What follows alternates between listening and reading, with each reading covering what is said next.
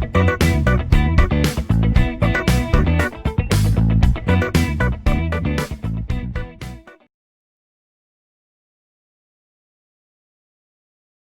to lecture 3 on module 2 of computer organization, in which we will be discussing about the basic input and output operations and its working.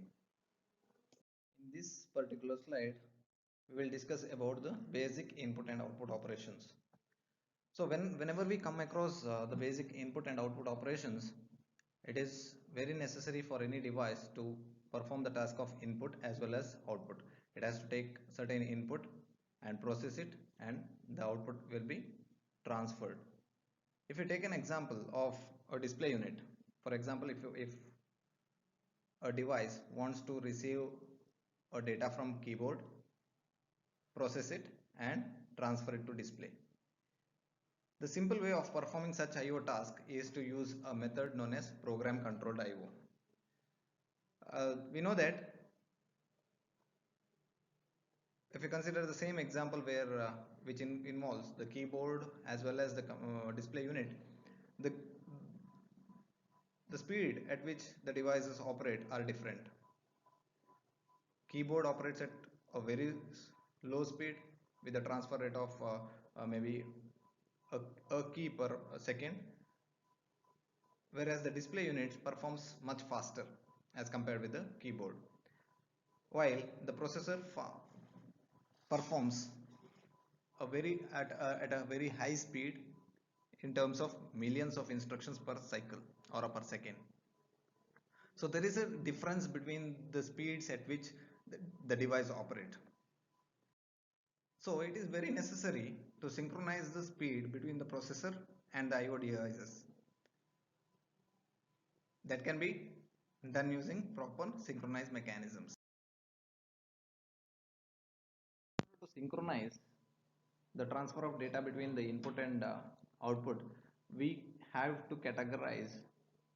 We need to categorize the entire process into two types, one at the output end and the other at the input end. So here let me take a processor. There is a processor acts as an intermediate device between the input and the output.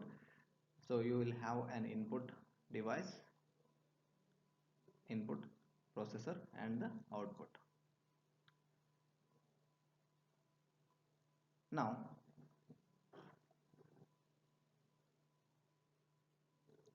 so this in the output, it is the display we are considering now, and at the input we are considering keyboard.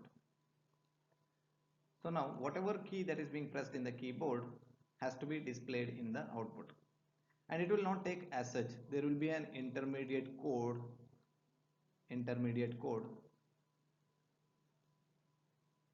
that is performed in the that is being executed in the processor. So this intermediate code will convert one form of key or code into the other form, that is into the displayable form.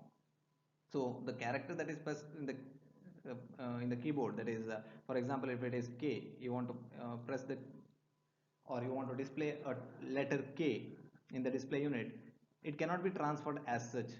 This K is converted into a binary form, and that binary form will be stored in the buffer register of the processor. There is a buffer register that is used to hold the key that is being pressed, or the code or the binary code that corresponds to the key that is being pressed will be stored in the buffer register of the processor, and in turn this code will receive the data from the buffer register, and it understands what it has to display. In order to display K, what is the code it has to generate, so that the display understands that a graphical representation of K will be displayed. So that will be done by the code in the processor. It will take the data that is present in the buffer. In the buffer, the code converts it into a displayable form. So once that code once the code generates the corresponding bit pattern, that bit pattern will be transferred from the processor to the display unit, and the display unit displays the particular letter. So here the transfer of data, let us take the output end first. the transfer of data takes place from the processor to the display. The processor sends the first character that has to be displayed and from the processor to the display unit. Once the display unit receives the entire bit stream that corresponds to one character, it returns the signal indicating that it has received all the data or the data that corresponds to that particular character. Once the processor receives the signal or the acknowledgement signal from the display unit, the processor understands that the display unit is ready to display the next character, and that process keeps on continuing till the entire data is displayed in the display unit. In the input end of the computer system, you will have an input device and the processor. Now the processor keeps on checking for a signal indicating the key press from the keyboard. As soon as we press any key in the keyboard, the processor understands that there is some data that has to be read from the keyboard. That data will be in the form of binary pattern, and that binary pattern data will be stored in the buffer register of the processor. There is a buffer register that will hold the binary data that corresponds to the key that is being pressed. For each and every key that we have in the keyboard, there is a binary pattern, and the name of that binary pattern is usually the ASCII code. So the ASCII code that corresponds to each key will be stored in the buffer register, and the transfer takes place same as the output unit. The keyboard initiates the transfer, and once the processor receives the entire data and stores it in the buffer that corresponds to a particular key, it sends the signal saying that it has received the entire data that correspond to a particular key. This way, the transfer of data takes place between one device to the other device. Even though the keyboard and processor as well as the display unit are operating at the variable speed, the buffer registers that are present in the processor will enable to operate the processor at variable speeds, thereby avoiding the inconvenience caused because of the variable operating speed of each and every module. Here, the one block of instructions in IO program transfers the character into processor, and another associated block of instructions cause the character to be displayed. In both the end, there will be a program or the code that corresponds to do the particular task. In one block of code, one block of program performs the transfer of character from the processor to the from the input device to the processor, and another set of code here that has the instructions that causes the character to be displayed. This is how the input or output operates. In this particular slide, we can understand about the exact buffer registers that are present at the keyboard and as well as the signals. So here at the input end, we have a register named as data in. We have the register named as data in, and the signal correspond to it is S in. So the program continuously monitors for this S in signal. Continuously monitors for S in at the input end. So when this S in is 1, S in is set to 1, it indicates the processor that the data that is present in the buffer data in has to be read. So as soon as the data is transferred from data in to the processor, this S in bit, the signal S in will be cleared to 0 until there is a next data that has to be read from the processor. So this keeps on repeating. This means that when S in is equal to 1, it indicates that there is a key press. When S in is 0, that indicates that there is no key press. Whenever there is S in becomes 1, the processor has to read the content that is present in the data in that corresponds to the key that is being pressed. It is a 8-bit register, buffer register that holds the ASCII code that corresponds to the key press. Similarly, in the output side, we have the registers data out and the signal S out, in which the data out holds the 8-bit data that has to be displayed,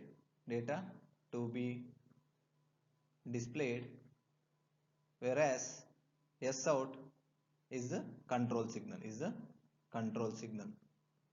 Now, when S out becomes 0, S out becomes 1, it indicates the processor that the display unit is ready to display the data. So at that moment, the processor can transfer the data that has to be displayed into the 8-bit buffer register. So whenever S out equal to 1, the processor loads the data that has to be displayed into the buffer register, that is data out. And once the data is displayed, this S out turns to 0. S out becomes 0. This indicates that the processor can transfer the next data that has to be displayed into the data out.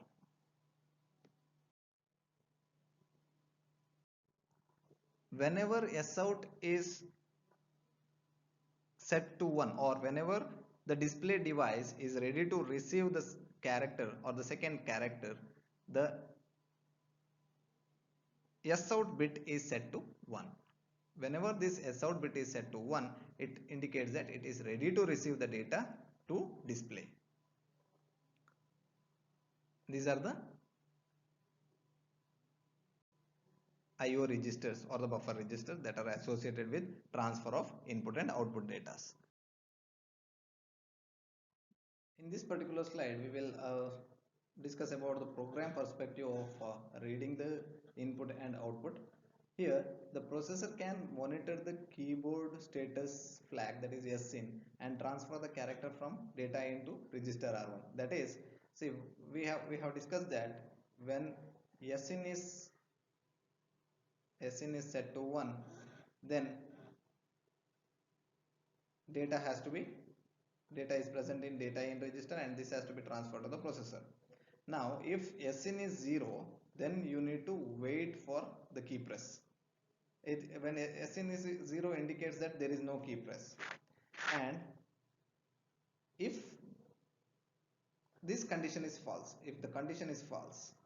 that is, if SIN becomes 1, if SIN equal to 1, then the input from data in has to be transferred to any register R1 so that it can be processed in the next. So here the read wait branch, see, this is the label, so this is the branch instruction. So somewhere in the program we will write the program to wait, or there will be, you need to wait for some time. That means there is no task to be performed. In case of read wait, there is since SIN is 0, there is nothing to read from the keyboard, so you need to ideally wait until this SIN becomes 1 so that you can read the data. So this read wait is nothing but keeping the processor that performs the read task idle for a certain duration until the key is pressed. As soon as the SIN becomes 1, the input is read from the data in buffer to the R1 register.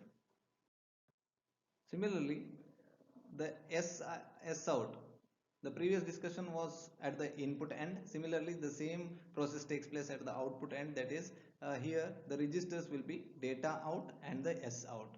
When S out is 0, there is nothing to write. There is nothing to write. Nothing to write.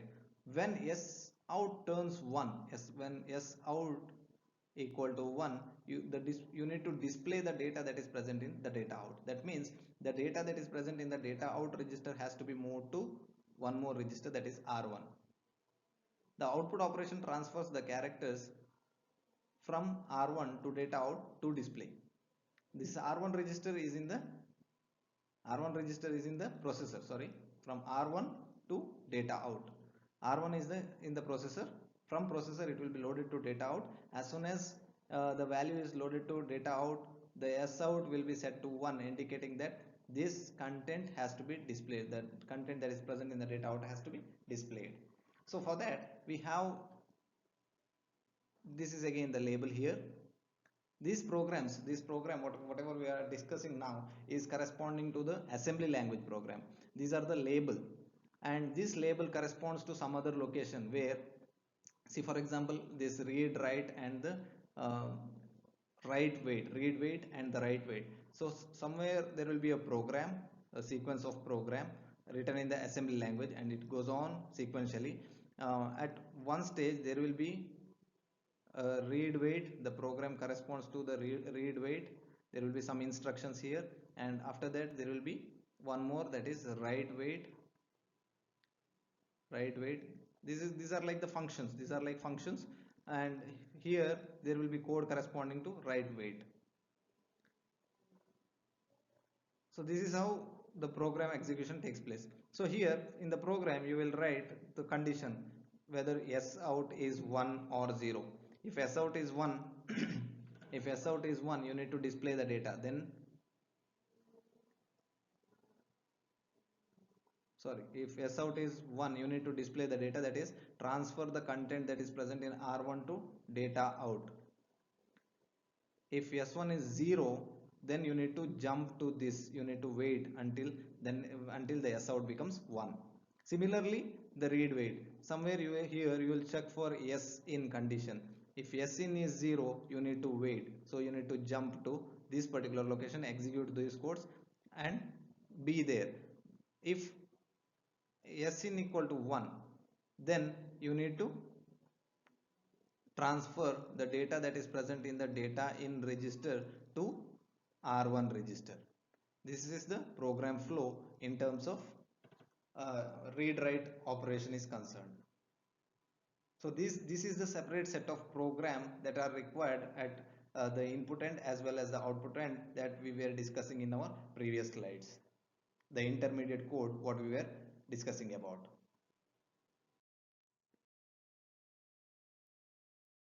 In this particular slide, we will discuss about the memory mapped input output devices. So in case of normal representation, we have assumed that the address issued by the processor to access instructions and operands always refer to the memory locations. So in this case, we cannot directly access any other registers without accessing its memory address. So but in case of memory mapped IO, it is contrary to what the basic understanding.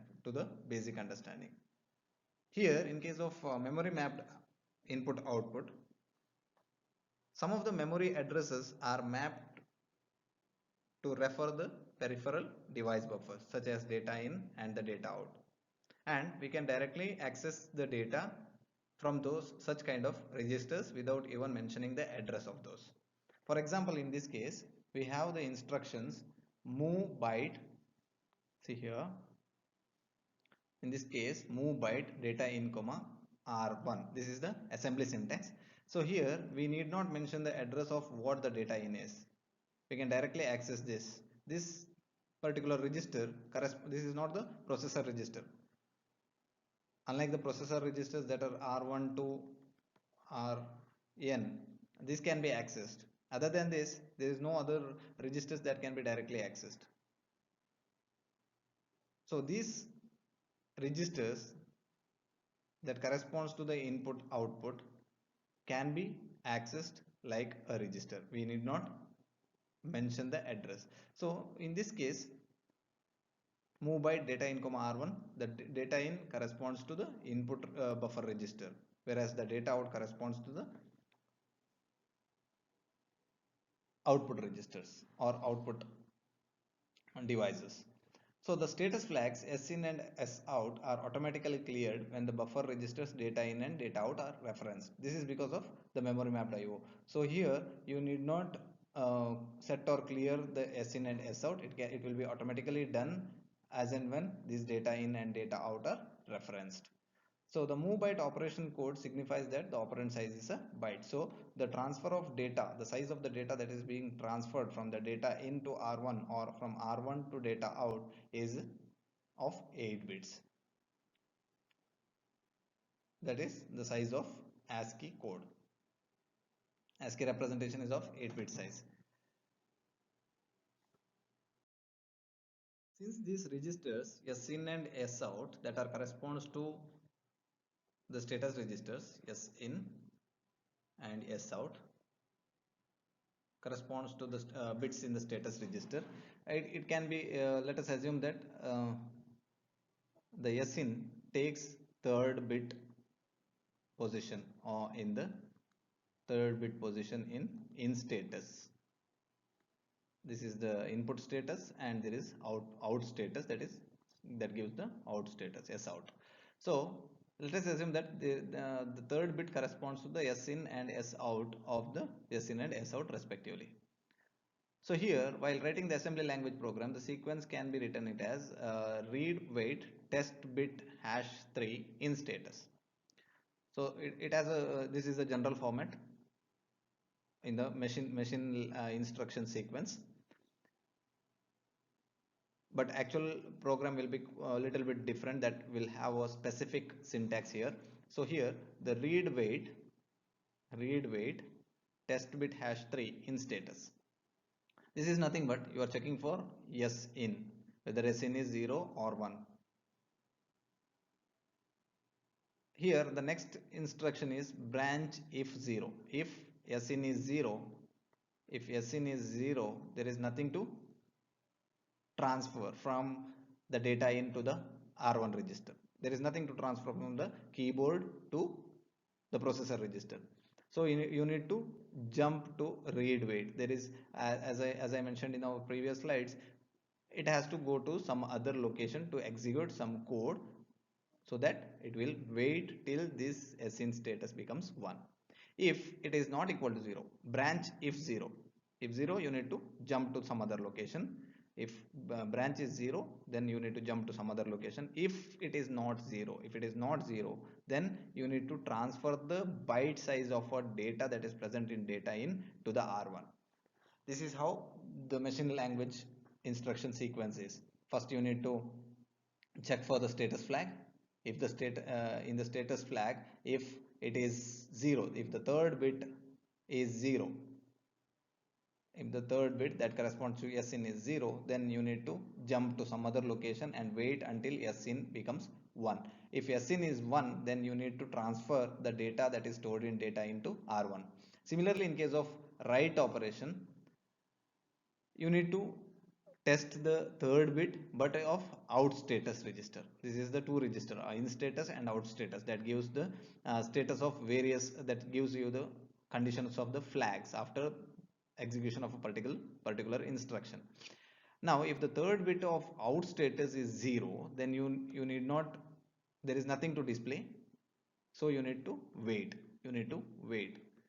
In order to wait, in a program language, there are some instructions that has to be written. So you need to execute these instructions.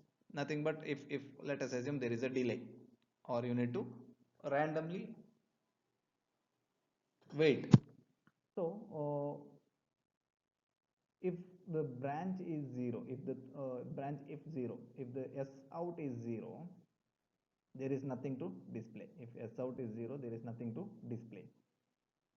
Then you need to branch to some other location where you have written the instruction to just wait till this out becomes 1. When out becomes 1, this condition is false. So it goes to the next instruction.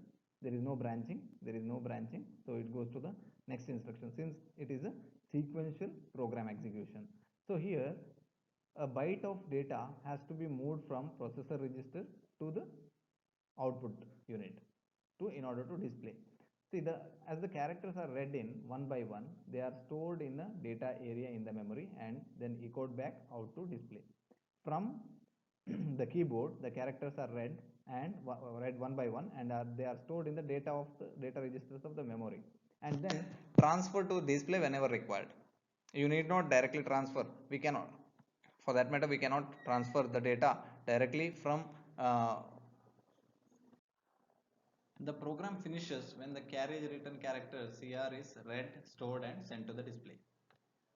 So in the entire process of IO transfers, the processor is actually involved, and most of the devices, the active participation of processor is required.